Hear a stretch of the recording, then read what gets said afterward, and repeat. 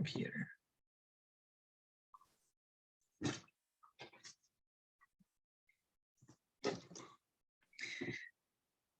Hello, I'm Wendy Brickman of Brickman Marketing, host of the monthly Brickman Banner Show.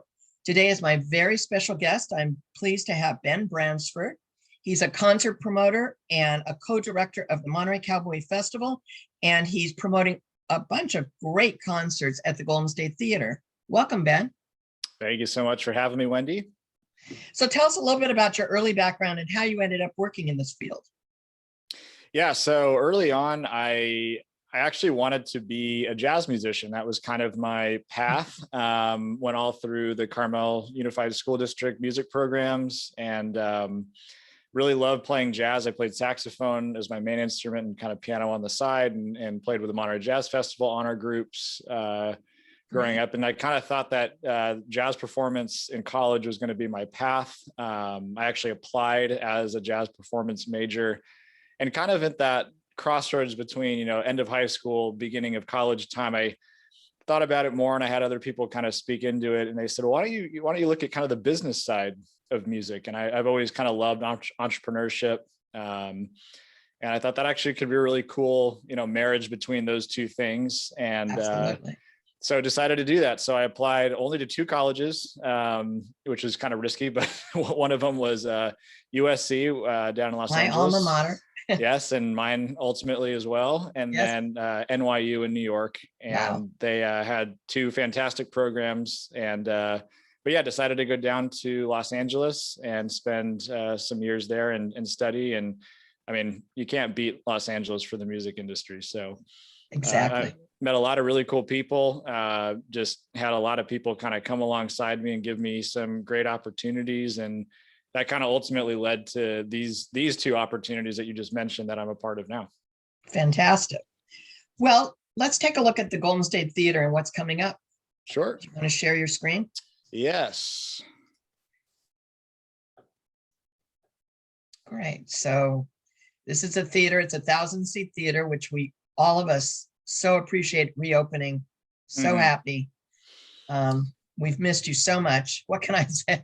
I love your show. No, it's well, and the theater, I mean, you see all those old photos of downtown, Alvarado Street and stuff. Yes. The theater's kind of been the crown jewel of that area for a long time. So we were fortunate, a huge blessing to not have to permanently close like so many of these older theaters have been this last year. In fact, there's a group that I'm a part of online called NEVA, which is basically a group of independent venues that kind of have gotten together. It's a lobbying group for, government funds and whatnot, which finally was approved. But I think of the almost 400 venues that were a part of it, about 100 or so permanently closed by the end of COVID. So it was, that's heartbreaking. It was pretty heartbreaking, but we're fortunate to not have to do that. And we're even more fortunate to look forward to a pretty awesome lineup here coming forward. Absolutely. Absolutely. In fact, it's your 95th birthday, the Golden State Theater this year. That's right. Yeah. So maybe you'll do something special. So let's look at each one, because what makes it unique, and I do help you with publicity, what makes it so fabulous is each artist is kind of a different target market, a different, I mean, I have a broad spectrum of likes, but not everyone does. So that's what I love, that you have something for everyone, all ages, all demographics. So and let's look at Nikki Glazier. Yeah. Well, that was really the kind of the point, honestly, of this launch. And the theater, I mean, we'd never had a time where the theater's been completely shut down, as a concert venue. So the idea, our team, who were doing the bookings and whatnot, we said we want to come up with a list of shows that was for everybody. There was something for everyone, all ages, all demographics, genres. Like you said, there's comedy, mixed in here. So it really was something that we wanted to do that was for the entire community. And yeah, the first one, which we'll take a look at, Nikki Glazier, is a fantastic young comedian. She's the host of several of the Comedy Central shows. In fact, she's really made a name for herself kind of in the last, I would say, probably 6 to 7 years. She's kind of newer on the scene, but she's actually one that I think most people are actually looking forward to, maybe on the entire roster of shows. She's kind of a really, we're lucky to get her, to be perfectly honest with you. So that's a show that I would highly suggest if you like comedy. She sells out some huge theaters in LA and whatnot. And so we're lucky to have her. Absolutely. And it's for all ages, right? All ages. Yeah. She's pretty family friendly overall. I mean, comedy, you gotta screen some of them, but yeah, no, she's awesome. And like I said, I was thrilled to know that she was confirmed to come to Monterey. Yeah. A lot of people have told me they're very excited. Who's after her? Well, the next one is a legend in his own right, Buddy Guy. This one, honestly, this is kind of one of those special shows that and not to be too negative, but you just don't know how many times you're going to be able to see him. Exactly. Left, and he is the legend in blues music. And I have not actually seen him live myself, but he's one where, as a fan, I'm putting my promoter hat aside and just saying I am so excited just to see him live. Absolutely. My husband saw him in his youth in Chicago. That's how many years. And then I've seen him ever since I met my husband from the 70s.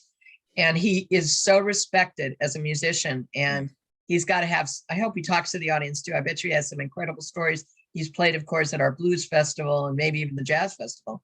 Yep. But yeah, I'm so glad you're doing this. Yeah, he's like I said, anytime you get someone of his status on any show roster, he's kind of one of those ones that just jumps out from the list as someone that you have to go see. So as a second show on our list for this year's season, I'm thrilled. Yeah, we can't wait. And third coming up is one of my favorite artists personally. I've gotten to meet him several times. Chris Botti. Another, when you think of mastery of an instrument, he is one of those guys who's just versatile in pretty much every manner, whether it's jazz, whether it's more pop stuff. I mean, he's smoother music, but I mean, he can hang with the most straight ahead jazz guys. He was a headliner of the Jazz Festival a couple of years back. Right. I mean, sells out arenas worldwide. He's again just kind of one of those stalwarts of his genre, and someone who's come to the theater quite a few times. Someone that I've seen, puts on a fantastic show, loves interacting with the audience. Another one that, as a fan, I'm going to be sitting in the seats with everyone else and having a good time. Well, the thing is, that's one thing about the Golden State Theater. Having been to way too many huge stadium shows, it's like once I saw Bob Dylan, he was this large, at the Anaheim Stadium. And it's so intimate, no matter where you're sitting, and you feel like, you're really engaging, and sometimes they can hear you.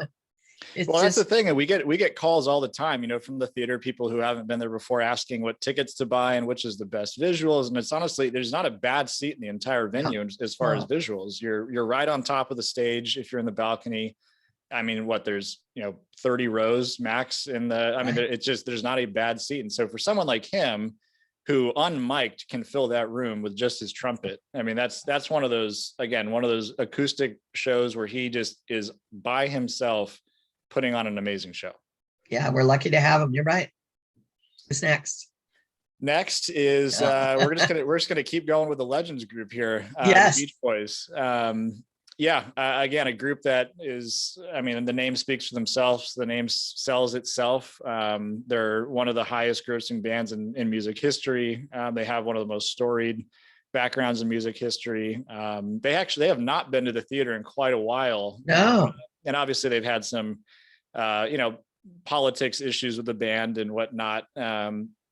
But we're lucky to have a lot of the original group back together and coming. And again, just another. I feel like I'm going to say this for every group that we put on here, but just another group that is you just want to come see live. It's one of those music legend groups that again, you don't know how long they're going to be touring together, but all their songs and you can sing along with every word, and it's going to be just a super fun show.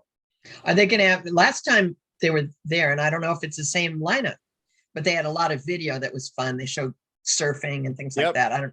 No, it's the same. It's going to be I should say it's going to be a very similar show to the last time. It was a great show. Yeah, and again, family friendly. I mean, young kids know their music, older folks know their music. It's a kind of just a multi-demographic, multi-generational show. No, their songs are amazing, and I grew up with them because I live near Santa Monica.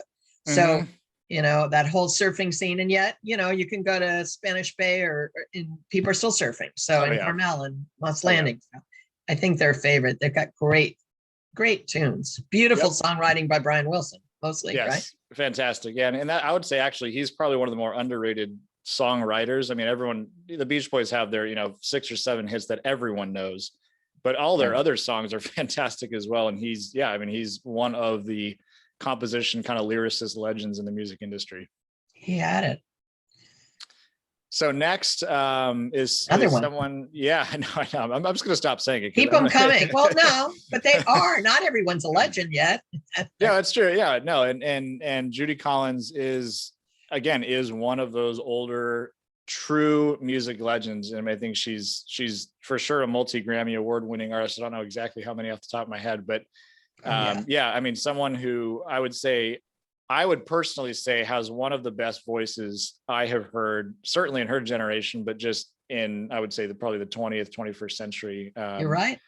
She's and beautiful songs. Kind of a haunting, kind of just folk voice that is, I personally love. My mom is a huge fan of her, so she was thrilled when she was announced. But yeah, another one that I'm not too familiar with is as someone who's seen her live, but I can't wait to see her. And the other thing is she interacts with the audience. She's very professional. Not every musician made it alive through the 60s, frankly, or, continues to perform, but she does with such grace and professionalism. And I'm really, we never miss a show, no matter who she's with or where she's playing. Yeah. So I'm thrilled she's going to be there. And she's actually one of those people that is making a point of doing these smaller theater tours now. She really, really loves the intimacy of kind of these 1,000-seat and under venues. And again, what a magical place to see someone like Judy Collins in such an intimate spot. She's fabulous. So another one was kind of a younger group. Is the Wayland Jennys, and they're actually a group that I didn't know anything about before, and they were I've done a lot of listening since, but talk about mastery of 3-part harmony. If there's anything that I love, 3-part harmony has got to be towards the top. But they actually have a very, very interesting kind of cult following, and I once we announced the shows, our phones, we have a pretty big phone queue of people who call each week. There was a lot of calls on the Wayland Jennys, and I was like, I didn't even know the band, but they played once before. They're gorgeous, beautiful harmonies. No, they absolutely incredible. More acoustic, like I said, a 3-part harmony. Very haunting voice type, but yeah, they have a very, very strong following for the group, and they're a group that I'm actually kind of interested just to hear live myself. Yeah, they're beautiful. So this one's kind of a fan favorite. I saw them, I believe it was 2 years ago when they came, and this, I'll be 100% transparent. I am not a tribute band type of guy. I like to hear the original group if you can, or nothing. Yeah, exactly. But I sometimes have a problem with tribute bands. However, this group is so incredibly talented. I mean, if you close your eyes, in fact, if you just brought someone there who didn't know that they were not singing Led Zeppelin, you would think that Get the Lead Out was the original group. And they've had multiple award show appearances. They are the kind of the group incarnate, which is pretty incredible. But they talk about a show. That is a show that if you like rock music at all, you better come to, because it's going to be a fun one. Yeah, I saw it last time. They're just spitting spot on, and they're just so much fun. Because again, Led Zeppelin, boy, I remember when the albums came out, they had a lot of great albums, great songs, just incredible. Yeah, I mean, like I said, if there is a Mount Rushmore of rock, they're definitely on it. And this group does them as good a justice as they possibly could for not being the original group. So another comedian kind of in the lineup is Dimitry Martin, another younger guy. I have actually seen him twice when I was living down in Los Angeles. He is hilarious. Kind of a drier sense of humor type guy. Not too political, which is kind of, obviously there's a lot of, yeah, exactly. I would say it's probably refreshing in today's comedy scene, but he is a true kind of family friendly comedian, kind of in that Jerry Seinfeld-ish category, I would say. But he's someone who I was really thrilled to get. Again, someone who's selling large theaters, and we happened to be able to get him, and him wanting to come to Monterey. But this is someone that if you want to bring your family and just kind of have a fun night, go out to dinner, have a great night of comedy, clean comedy, not something you have to worry about them saying anything too weird, this is definitely the guy to come see, because he's objectively funny and kind of just funny for the whole family. And, Ben, what I noticed in going to hundreds of shows, the artists stop and say how beautiful it is and how much they enjoy being there. Because first of all, they can walk around Monterey before the show, have dinner, go to the wharf, whatever. And second, it's just, it's that intimate feeling and being out of LA or being out of New York City. Mm-hmm. Yeah, no, you get that. You do kind of get that city feel with the theater, but you walk out and you're in small town, old Monterey. Gorgeous. So now back to kind of the legend status. Christopher Cross, for my money, has got to be, one of the top probably 5 to 10 lyricists still alive. He's someone who, honestly, not a whole lot of people would consider him as kind of, when you think of like these great groups and these great bands, and specifically kind of individual artists, his name probably is not going to come to the top of a lot of people's lists. But if you see the people that he's written for, if you see the Grammy award-winning songs and albums that he's kind of single-handedly produced himself, and movies. I mean, he's kind of the best kept secret when it comes to kind of that legend, composing, writing lyrics, the whole package. He's it. And this is going to be a show, again, that's just going to be a very intimate feel. It's going to be him and kind of, I believe it's 2 other of his band members. But it's going to be him and he tells a lot of stories during his shows, from the bands he's worked with and the places he's been and the kind of the background of the songs. And that's honestly what I love, to hear how these guys came up with the art that they are most known for, the kind of the behind the scenes look. And that's something that he really does with his shows. So this is one that I'm personally super excited for. And for all the artists, I mean, I didn't know his name as much. I mean, I'd heard of him, but I went back and looked at the songs and I was amazed. I go, oh, that's him. He's incredibly talented. So yeah, no, his name's going to be all over music history. And like I said, if you just want to come, if you're a lover of music history and you're just a lover of music and the bands that he's written for, talk about a bank of stories. You're in for a treat. So Felipe Esparza is our second to last comedian that's booked so far. And he's someone who, again, I am a personal fan of, and he is the winner. You can see on the screen here. He was the winner of Last Comic Standing, and it's kind of the American Idol of comedians. But he kind of falls in that George Lopez kind of the fluffy. I can't remember his first name, the other comedian, but kind of the Latino comedian who's just hilarious. I mean, someone who, he does harp on stereotypes, but he just does it in such a loving, fun way. Again, someone who is more family friendly, someone that you can bring anyone to, someone that's going to be a multicultural audience, something that I'm really excited to bring to the theater. But no, he actually personally reached out to the theater and was so excited to come to Monterey. He's never been. He's actually going to be doing some boat tours while he's here and play some golf. But someone who's just, again, kind of a rising name in comedy, and someone that I am personally excited to come see. Me too.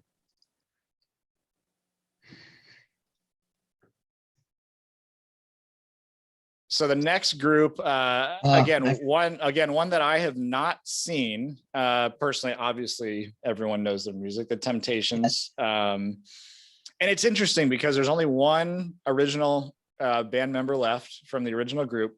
But like any of these groups who are not a tribute band, but who are kind of a combination of old and new, good luck closing your eyes and telling which one's the original group, because these guys are absolute masters at what they do. And the other band members, the other singers who have joined the group since, they have done such an incredible job of learning the parts, learning the sound, and really just honing in who the Temptations were, and made music history. I mean, this group truly is music royalty when it comes to the history of music.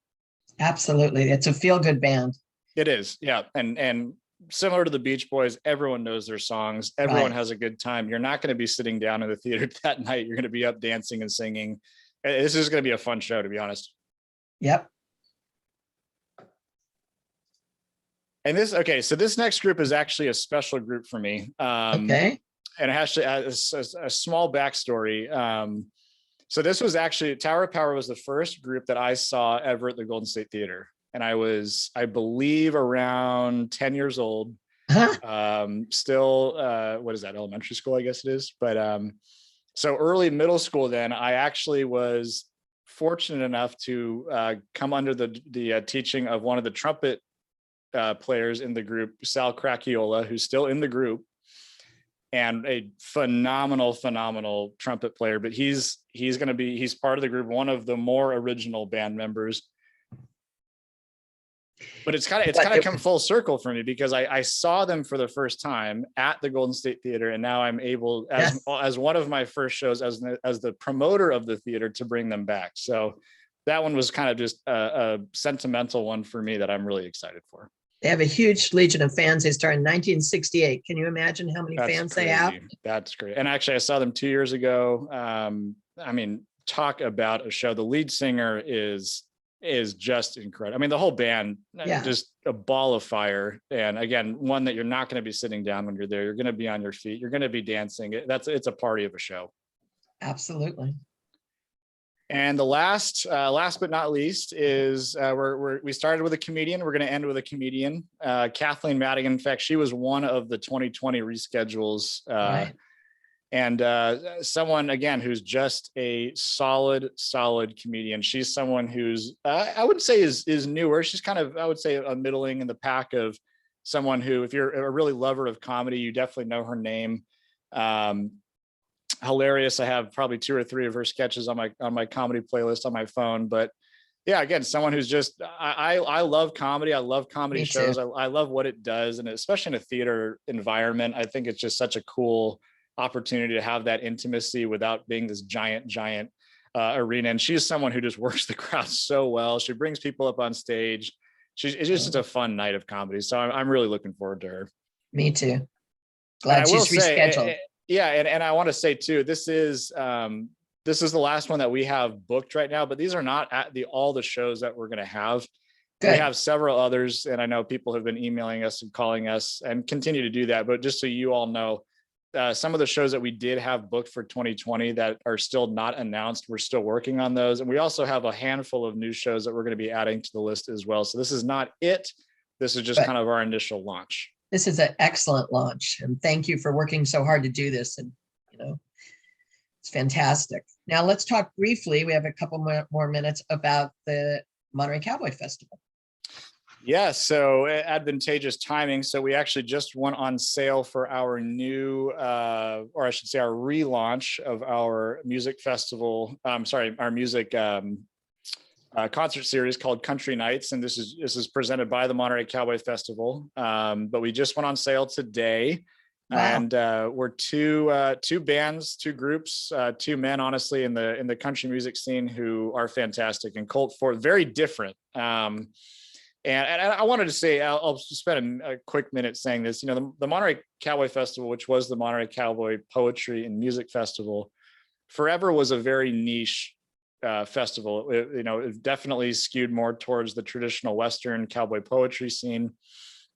And when we had my college roommate and I had the opportunity to take this over, Eric Dubbery and I. Honestly, there had to be changes, and we had to make it younger, and we had to kind of branch out from the genre that it was really steeped in originally. And we honestly, exactly, some of the biggest proponents of that were the people who actually started the festival. So we've actually had a lot of people in kind of the quote old guard who have been a really big supporter of these changes, and people who would prefer it to stay traditional. But I just want to say to all those people who do want it more traditional to give it a shot. And I think you're going to really like the opening groups that are going to be for these 2 guys. But Colt Ford is more of that kind of redneck country. But I mean, talk about a party of a show. This is going to be a fun. And where is it going to be held? Both of them are going to be at the Monterey Fairgrounds. Outdoors. Outdoors. And it's going to be at the Garden Stage Amphitheater. Obviously, Scotty McCreery is more of a household name, winner of American Idol. honestly has been one of the winners of American Idol who's gone on to really make a name for himself aside from the show in the country music scene, kind of a Josh Turner, that lower, very traditional Western country voice. And again, two guys that we are just thrilled to have as kind of the kickoff to the relaunch of our Country Nights music concert series. And then we're hoping to relaunch the actual festival in 2022, but COVID's kind of put a wrench into things. And so we're slowly rolling out, but these two shows we couldn't be more excited to have. And I have to say, just being at the Monterey County Fairgrounds for a concert, it's a different experience. It's outdoors, there's beautiful grass. I love that you can easily stroll around, get a beer, talk to people. It's just 22 oak-studded acres. I'm a huge fan of both the Golden State Theater and the Monterey County Fairgrounds. And I love to see them utilized to the max. And yeah, no, it's going to be, it's going to be a big crowd. We're going to have, bars. We're going to have food trucks. They're going to two really fun nights of music. Yeah. And I've seen country shows during the Monterey County Fair, and I can tell you that there's a huge fan base out there waiting to. So I think by honoring the Cowboy Festival, keeping it alive, which is important, and also broadening its appeal with the artists you're choosing, I think that's brilliant. And and it's a mix of old and new. And like I said, we haven't announced our openers yet, but I think the old, let's just put it this way, the old specifically and the new are going to really like the opening choice. Good. That broadens it even more. And you've got the mailing list, so you'll get older and newer. Right. July is a great time. Usually it's perfect weather. And what time are these shows? Like today, it's 70 degrees outside Monterey right now, which is hot for us. But that's right. Well, you just wear layers. Layers. Right, yeah. If you're dancing, it's okay too. So there's gonna be dancing for sure. Yeah. So the times of the show, Colt Ford starts at 7 p.m., doors at 6, and then Scotty McCreery's doors at 7, show at 8. So they're evening shows. But like I said, two guys who put on a heck of a show, and we were fortunate to get them amidst some bigger tours that they're a part of. Yeah. Have they ever been in Monterey County? I don't. Well, so Colt Ford actually is an ex-professional golfer. So he comes to the Pro-Am, I believe, quite a bit. And actually, Scotty's a good golfer in his own right. So both of them are going to come and enjoy some golf while they're here in Pebble Beach. Colt's been here for the Pro-Am. I don't believe either of them have been here for a concert. So we're excited to get him for music. Well, and we have to give a shout out to the Monterey Pop Festival, which is one of the most legendary concerts of all time. And that's the thing, is you have no idea how much, I mean, as someone who grew up here, and the fairgrounds is, kind of the dumpy fairgrounds, but you have no idea when you go outside of the Monterey Peninsula and you mention the Monterey Fairgrounds and the Pop Festival. I mean, these guys' eyes light up at the opportunity to come where music history was built. So that's Jimi Hendrix. With Jimi Hendrix and everybody else who's graced that stage. They're so excited to play at the Monterey Fairgrounds. Yeah, and it really is. I've been to a lot of fairgrounds, and there's none is more beautiful than that, because most have tons and tons of asphalt, but she has, Kelly Violini, who's CEO, has tons of grass, and it just makes it more, it's like a park, a private park. And I think it's an underutilized venue that I can't wait to see these shows at. So yes. How can people reach you, Ben? And what are the two websites again? Yes, the two websites. Maybe you can stop sharing your screen though. Okay, yeah, I'll turn it off here. If I know how to turn it off, there we go. There. Yeah, so the two websites are goldenstatetheater.com for those shows, and then the Monterey Cowboy Festival is montereycowboy.org. So very simple. Tickets are on the website, and we'd love to see you at some shows this summer. And I'd love people to get on the mailing list as you announce new ones. Then you find out even more quickly. You can get your favorite seats. Yeah, both websites have a spot to join our mailing list. We're really good about not spamming your inbox, but yeah, if you want to be the first ones to hear about it and get tickets, definitely sign up. Yeah, pencil it in your calendar. Well, thank you so much for being with us tonight, and thank you. See you soon. Absolutely. Good night.